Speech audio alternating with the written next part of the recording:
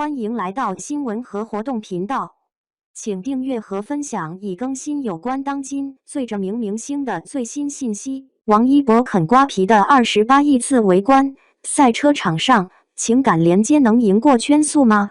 車迷看數據，粉絲數瓜皮。一塊西瓜，讓競技體育的嚴肅邏輯與粉絲經濟的共情邏輯，在珠海賽車場發生了劇烈碰撞。這溫差比70攝氏度的座艙更值得深思。這件事的起因並不複雜。2026年7月，王一博工作室發布了一段珠海練車 vlog， 地表溫度65攝氏度，座艙內超過70攝氏度。訓練結束後，他接過冰西瓜大口啃食，瓜皮被啃得只剩薄薄一層透光如杯，被粉絲戲稱為夜光杯。前半段還是汗透賽車服的硬核訓練畫面，後半段突然切到腮幫子鼓鼓的吃瓜彩蛋。這種反差讓相關話題閱讀量在短時間內突破28億次。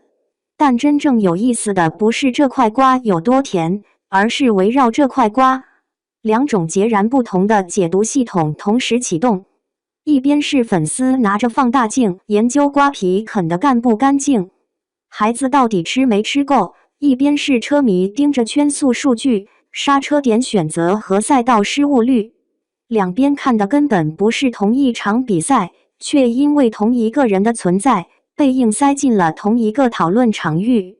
成績至上與情感連接，兩條永不交匯的平行線。競技體育的底層邏輯從來不講情面，圈速、失誤率、積分榜數據是唯一標尺。0.1秒的差距就能把冠軍和第8名劃進兩個世界。賽車尤其殘酷，它把人塞進一個滾燙的鐵盒子裡，逼你在心跳、胎溫、剎車點和賽道邊界之間做選擇。出來以後還得面對計時器給出的那個冰冷數字。圈速不會因為你是誰就客氣，它比熱搜冷多了。粉絲經濟的邏輯正好相反。他關心的是這個人今天有沒有被照顧好，訓練完累不累，吃的瓜是不是冰的。情感紐帶優先於成績，陪伴感大於競技性。王一博在2025年寧波雨戰中刷出全場最快單圈，彎道 G 值峰值達到2.30。技術粉在分析彎心走線和油門開度，生活粉在看他賽後有沒有及時擦汗添衣。同一場比賽，兩套解讀，中間隔着一道看不見的牆。這種裂縫在事故發生時尤為明顯。2025年3月寧波雨戰，王一博的賽車因賽道積水失控衝出護欄，粉絲的第一反應是雨天路況危險，衝出賽道是合理避險。賽車論壇裡卻有人貼出技術分析帖，討論他的過彎路線選擇和救車動作。客觀標準正在被情緒話語消解。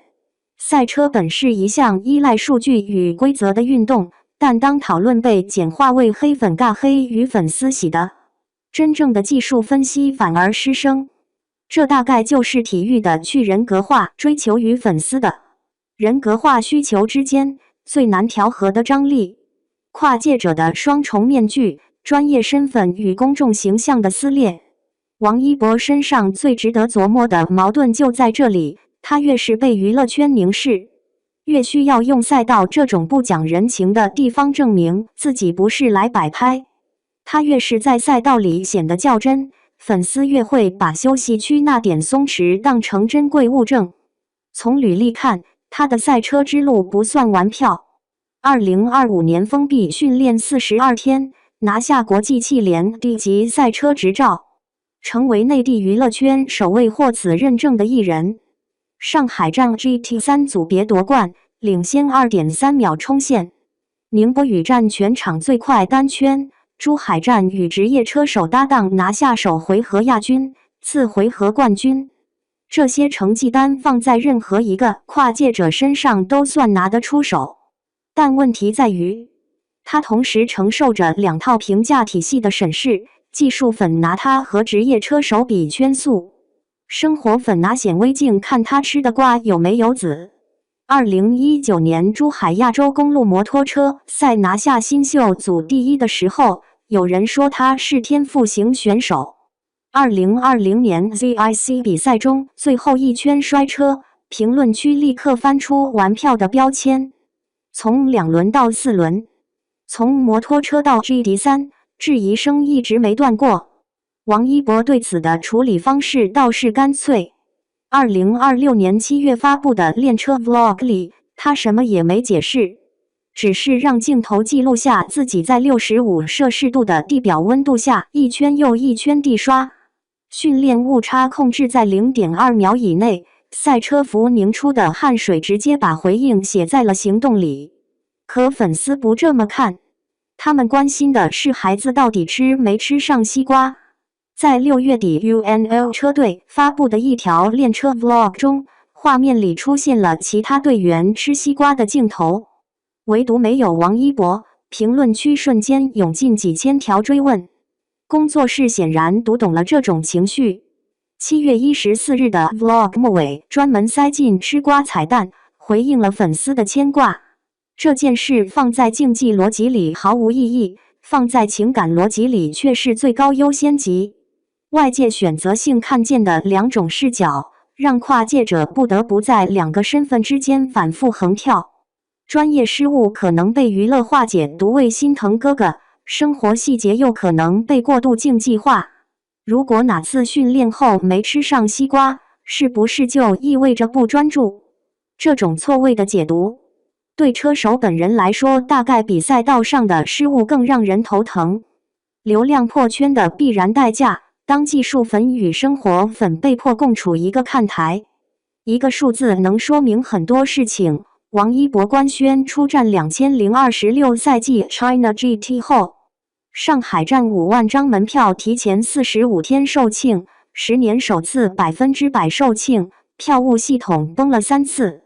參賽車輛從往年的全場不足20台暴增至57台。GT3 組別從不到10台飆到28台，小米總冠名、紅牛、嘉實多等27家國際品牌扎堆入駐。而在此之前 ，China GT 已經10年沒有全賽季總冠名。SRO Motorsports Group 首席執行官斯特凡·拉特爾在接受海外體育媒體採訪時直言：“說實話 ，China GT 能擁有這麼高的人氣，很大程度是得益於中國電影明星王一博的參賽，他為賽事吸引了大量大眾關注，也讓這項賽事順利發展起來。”職業冠軍賽車手張真東也在賽後公開發文，感謝王一博把頂流跨界流量帶進了原本小眾封閉的中國賽車圈。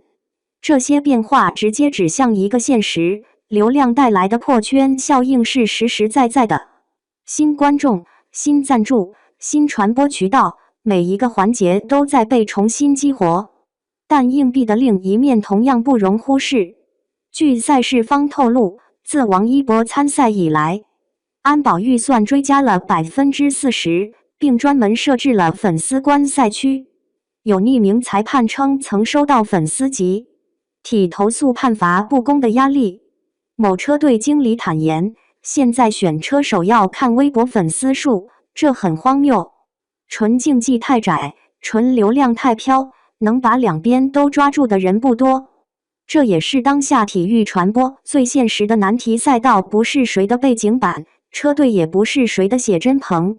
但當超過一半的觀眾是衝着某個人而不是某項運動來的，賽事方不可能假裝看不見。平衡點在哪裡？目前還沒有標準答案。F1 在中國的擴圈路徑或許能提供一些參考。據 F1 官方數據，中國 F1 車迷數量已超過2億，其中 47% 為女性， 31% 年齡在35歲以下。賽事管理層面，2026年 F1 中國大獎賽期間，上海警方採取了12條人流控制線，配置巨型蓄流區、人牆閘口按需控流等措施，用硬隔離和軟引導相結合的方式管理龐大的人流。而在日本，木村拓哉參加摩托車賽時，粉絲自發組織秩序維護隊，將應援活動嚴格限制在賽前賽後。這種自律讓流量與專業找到了共存的縫隙。這些案例說明，粉絲經濟進入體育現場不是零和遊戲，關鍵在於能不能建立起規則與共識。融合的邊界在哪裡？回到那塊西瓜，粉絲看到的是孩子終於吃上了的安心，車迷看到的是訓練狀態良好的信號，而王一博自己可能只是想解暑。同一個畫面，3種解讀，誰都沒有錯。